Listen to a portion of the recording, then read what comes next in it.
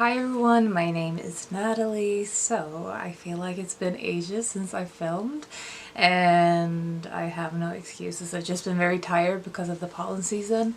This year has been insane and I've been just crashing whenever I come home from work. I've been crashing and I don't even know what I've been doing the weekends, but I've just been so tired this spring. So I have been reading, but slowly, and I thought that I would talk about what I've been reading since my last wrap-up, which was a while ago. So let's just get through the books that I've read and talk about them, and if you've read any of these, I would love to discuss them with you. I've read some really good books. A little bit all over the place. I'll start off with the two books I don't have physical copies of because I borrowed them from the library. So we have How Far the Light Reaches by Sabrina Imbler, which is a memoir combining personal memoir with nature descriptions, or sort of delving into marine life. And one of the things that I have noticed is that there is some overlap with queer writing and themes of water and marine life and other various things related to water. It's not just marine life, but also swimming and things like that. And I find it interesting because I'm very drawn to both things. And so I think that might be one of the things that draws me to the topic of water. Seeing that overlap has made me reflect on it in a different way. And I think you can definitely tell with Sabrina Imbler's book as well. And this book is saying all of that. I did actually really prefer the personal memoir bits in this particular book.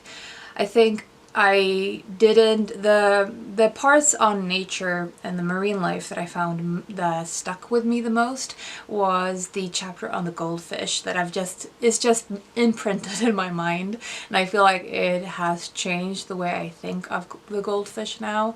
But I loved the personal memoir bits. I think there is a lot about coming of age as a queer person and figuring out your identity, as with many coming of age stories, and the complications with being someone who is part of a minority and facing all of the external pressures as well as figuring out who you are.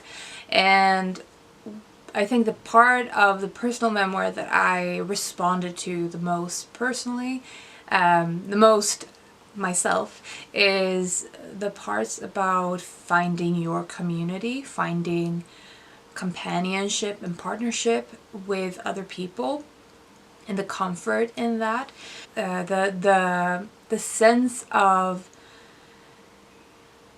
complete safety in a way, I think, from being around people who share your experiences, where you don't have to explain all your background, all of your experiences, explain what they mean, like microaggression, for example. And not having to explain the response you have, just to be able to share the frustrations, the anger, the sadness, to not have to put things into context because the other people in the community already have a shared experience, already understand, and I think that is something. I think I responded to this particular aspect a lot because it's something I've kind of thought about a lot myself recently, and I think personally I feel like I'm going into a very rambly video, so yeah, it's gonna be a rambly one, but I think that especially when I've been talking to my sister in relation to the Iran demonstrations and some of the media coverage on that, and how uncomfortable I've been feeling all around it. And that, I think, was the catalyst for me kind of considering the fact that for a long portion of my life I didn't have a lot of people who shared my experiences around me in my closest group of friends. And I think I hadn't considered what an important role it can have, and what a change it can make for a person. So yeah, that was I had definitely a personal reaction to this book, and that is why I definitely want to get myself a copy of it. And yeah, I loved also the parts about the gay bars and their role in these communities. Was another chapter section that I really liked. Sexuality and all of that. Again, I really liked. So I just really liked Imbler's writing on their personal journey and on figuring out what was important to them in becoming themselves, but also finding the support in their surroundings. So that was very rambly, but anyway, that is How Far the Light Reaches by Sabrina Imbler. And this was one of Lindy's recommendations. I have been watching Lindy's from Lindy's Magpie Reads, her videos. As soon as they drop, I prioritize watching them, or I save them for when I can sort of indulge in them. And I always find inspiration and recommendations from her videos. I highly recommend you check out her channel. I will put a link to the channel in the description. The other library book that I read recently, I think, was also inspired by Lindy, and that was Feelings, A Story in Seasons by Manjit Tap.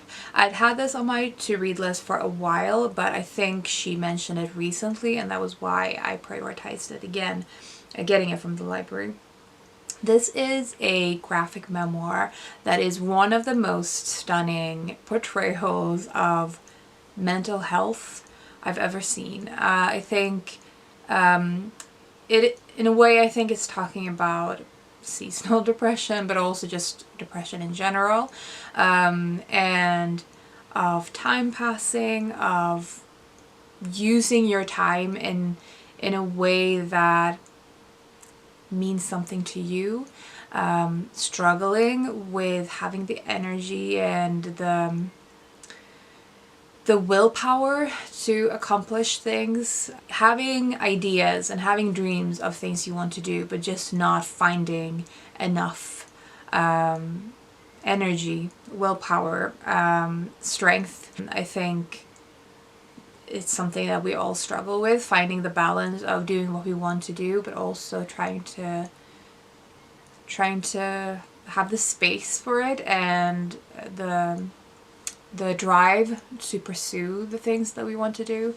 And I think Manjit Tap's illustrations are stunning, and I feel like I could easily have any of the pages, any of the spreads in this book as prints on my wall.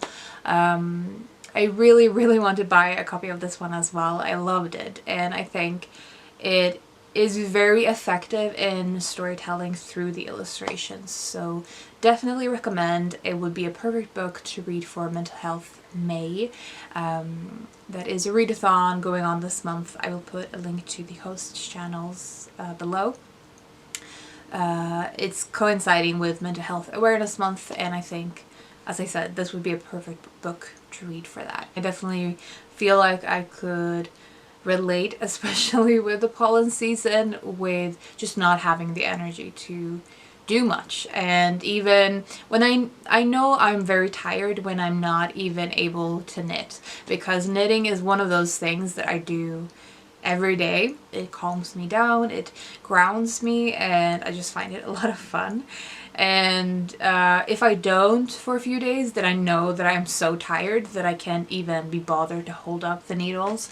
So I've had a few of those in the last few weeks, like towards the end, midpoint of March until now, I've been very, very tired.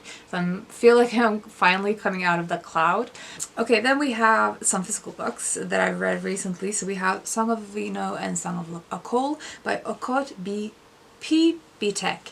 And I don't remember if maybe the translation of Song of Lawino is by the author, but this is a long form poem. I read this with Ketavan. I will put a link to her YouTube channel again in the description below. This is a Ugandan author, and I had meant to read it for Invisible Cities whenever Uganda was. I think it was in February last year, and just never got around to it. So we did a buddy read of this in the beginning of this year.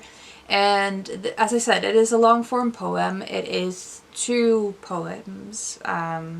So it's 2 sections. The Song of Lawino is from the wife's perspective, and Song of Ocol is from the husband's perspective. So they are directing the songs or the poems towards each other.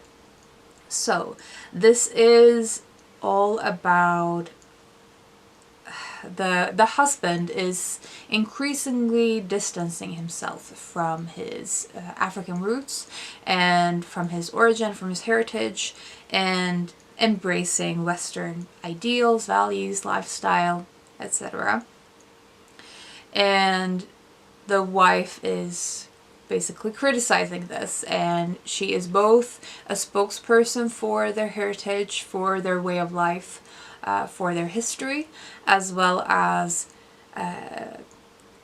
furthering the critique of the Western sort of influence. The wife is quite angry a lot of the time. She's frustrated, she's sad, she's very emotional on the page, whereas the husband is more, I don't even know how to say it, but it's like he is more, he thinks of himself, I think, more in an objective way, like with a Western ideal of being very calm and collected and cold, whereas she's more honest, she's more direct in her critique, in her way of speaking, of thinking. And these 2 songs are together make up this book on, as I said, colonialism and on identity and history, as well as some various themes regarding both of these cultures, like beauty standards, beauty ideals, raising a family, and education, relationships, sexuality, love, so many various themes that they touch on as they go through this kind of a long conversation in a poetic form. I think it was really an interesting reading experience, especially because of the structure of it, and that Song of Lawino is a translation from Ocol, whereas Song of Ocol was originally written in English, and I think it's just such an interesting way to reflect the voices of the characters in this as well. And you can sense a difference in the tone, in the writing, in the language that is used. Song of Ocol is much more, I guess, what I am used to in terms of poetic writing, whereas Song of Lawino feels different in its tempo and rhythm. So you can sense the difference, and I think that is fantastic. So the structure lends itself to the themes as well. So I thought it was a really interesting reading experience. I enjoyed discussing it.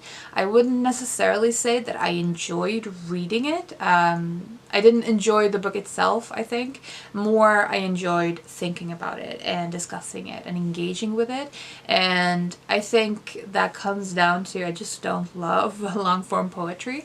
I have a complicated relationship with poetry in general, and I think I'm just not used to reading in this way, so it's harder for me to really enjoy the process. But I enjoyed thinking about it, like I said, and discussing it always adds a level of I guess I look at a text in a different way if I know that I will be discussing it immediately, and pick up on things better that way. So definitely enjoyed it as a reading experience, if that makes sense.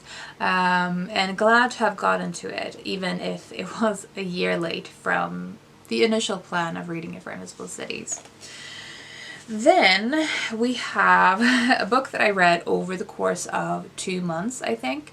That is There's No Such Thing as an Easy Job by Kikuko Tsumura and translated by Polly Barton.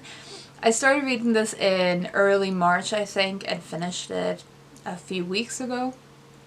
And usually reading books over that long, such a long period of time wouldn't work for me. Like, I would probably lose track of where I was and eventually end up putting the book on the shelf half read, which is true for a lot of the books on my bookshelves, that I've started them and not finished them because of that delay. So I'm fine with taking a few weeks to read a book, but if it's more than a month, then usually I kind of lose my sense of pace with the book. Whereas with this one, I was reading it actively most weeks, just not very fast, because I was only reading it, more or less, on my way back and forth to work. And it was kind of intentional as well, and became a book that was completely connected to work for me in my mind. Because of doing that, so I didn't even want to read it during the weekends because it made me think of work, and I didn't want to have that association when I was off. So anyway, the background aside, this book is about various jobs that the main character takes. So she has just gotten out of a job that was very demanding, that basically led to a mental breakdown of sorts, and she's going to this like agency looking for an easy job, and she says that she doesn't want anything too demanding. She wants something easy, and it doesn't have to be very well paid, but just enough to keep going, basically. And she starts then doing one job after another, and they're all temporary work, and some of them are possibly going to lead to more permanent contracts. But the structure of the book is that one chapter is one workplace, and then the next chapter is a new workplace. And I think she changes jobs 5 or 6 times during the course of the book. And so the sections are quite long, maybe 50 to 80 pages. So basically novella length chapters. And I just really enjoy this book. I think I feel like I completely visualized everything in this, and I think that was one of the reasons that it really worked to read over the course of a longer period of time. We also follow this character over a longer course of time because she's shifting and having these various experiences and settling into new environments and meeting new people, becoming accustomed to and acclimatizing with the various environments and contexts that she's putting herself into, and then starting over again. And I feel like this is one of the books that I will just find so memorable from this year's reading. It's of course talking about work and temporary work, permanent work, status within a workplace, finding pleasure in doing the work you do, finding contentment and a sense of accomplishment and achievement. What is a necessary feeling of contentment from work?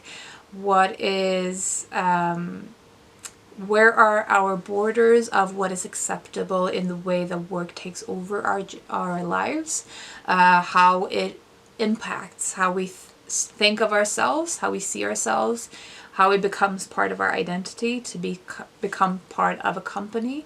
I just think that a lot of people would probably enjoy a lot of the questions that comes up in this. But more than that, this is just a really fun, like, it's both, I feel like it's both plot driven and character driven, despite the fact that it doesn't really lead to anywhere. She just moves through different jobs. But it felt like I was experiencing these things with her and sort of adding these experiences to my own. So I really felt that I warmed up to this character in a way that made me feel like I was very familiar with her, that I enjoyed her company and enjoyed seeing what she took on next. And yeah, I think this is definitely going to be one of my most enjoyable reading experiences of this year. So I would really recommend it if you are interested in contemporary literary fiction with a work focus, which is one of the topics that I'm increasingly drawn to. So if you have any other recommendations with work as a main theme in literary fiction or contemporary fiction, then do let me know. Then next we have a book that I read for Invisible Cities in May. We have Switzerland as one of the countries, and I picked up Sweet Days of Discipline by Fleur Jaggi, translated by Tim Parks.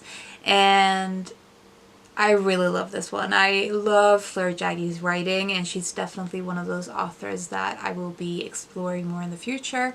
I don't know if I will move on to her novella short stories or if I will move to her nonfiction.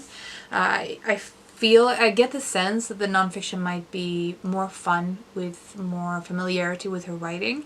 But if you've read more of her work, do let me know if you have any recommendations of where to go next. This is also a novella-length book on, it's setting in a boarding school, and it's about the main character, the narrator's obsession with another girl in her class, in her school. That starts kind of in the middle of the semester, I think. And no one else is really that bothered about Frederique, who is the new girl's name. But the narrator becomes very quickly obsessed with her. And this book is about female friendship, female relationships in general, because their relationship is sort of bordering on a romantic relationship as well. Much like other books set in an all-girl boarding school, it's that environment. And with this kind of isolated environment in the mountains of Switzerland, you can imagine that it has its own rules and norms and values and just things you're expected to follow a particular way of life. You're expected to live in a certain way, and how status becomes completely dependent on things within this context, that your status might not be the same in the outside world, but in this particular environment, certain things are valued more, maybe. So it is, like I said, about female friendship and relationships and obsession as an ingredient to that relationship. It's also about this isolated environment and kind of the hierarchies within it, how everything is valued, how everyone is so hyper-focused, hyper-sensitive to themselves and how they're acting. So it's very much like the performativity of it, of this particular age as well, because they're teenagers, or I think in between 13 and 17 maybe. And so this age as well of being very self-conscious and of trying to create your identity, trying to create your persona, and being aware that you're being watched while you create it. Frederique is very much like she doesn't care that much about anything. She's very je ne sais quoi in her air, and the narrator loves this about her. And in her eyes, the less you care about things, the better. You're cooler if you don't really have anything that you mourn, if you don't easily anger, if you have basically no emotions about anything, then you are kind of free in the world. And I think it feels like it is that this is valued for the narrator because of the fact that they have been pretty much dumped in this isolated location by their parents, by their families who don't really want to have them around. And they obviously eventually return to their families, those of them who have them. And most of them do, because it's kind of a fancy boarding school. Most of them come from very well-to-do families. But obviously there's a lot of loneliness as well, and I think the narrator feels it very strongly, whereas she envies the lack of it, or at least the lack of outward expression of loneliness in Frederic. So I think the way that Fleur Jaggi is able to portray these characters and their emotional lives, their internal lives, so vividly in such a short span of pages was very impressive. So I am really looking forward to reading more of her work. There's this one. Lastly, for what I've been reading recently is a really beautiful anthology, and that is Dog-Hearted, and essays on our fears and familiar companions, edited by Rowan Sayo Buchanan and Jessica J. Lee. So I have been reading this one for the Springathon this year and really enjoyed it. I was kind of trepidatious, as I always am, of reading books where dogs are the center focus, because dogs always end up dying in writing on them. But this one was very obviously written from people who are very passionate about dogs, about their own dogs and about dogs in general. And there's a lot of love in these pages and these essays. There's a lot of companionship. Many of the dogs in the author's lives in this collection have changed the author's lives, and that is something I can relate to. I think dogs have a major role in mental health and mental well-being for many people, myself included, and that again is a theme that comes up a lot in these essays. Dogs as family members that you will grieve once you lose them, and of remembering them for your entire life. Dogs as just individuals with their own personal personalities and their own special characteristics, some of them charming, some of them not, but that is kind of what makes dogs so fun, is the fact that they have their own individual personalities and airs, and that is the beauty of writing on dogs as well. I think that because dogs can be, depending on the particular dog in question, they can just be so different, and so the essays on them will obviously carry that nuance and that difference. So really enjoyed these essays, beautifully edited by Jessica J. Lee and Rowan Sayo. And I want to read more writing from all of these authors. I've put several of them on my to-read list for the future. I'm really looking forward to it, and I would strongly recommend this one. If you have a dog, if you love dogs in general, do put this one on your list. If you have a dog lover in your life, this would be a perfect gift for a birthday or for Christmas. So maybe put this one on your mental list for that occasion. Beautiful. I really enjoy this.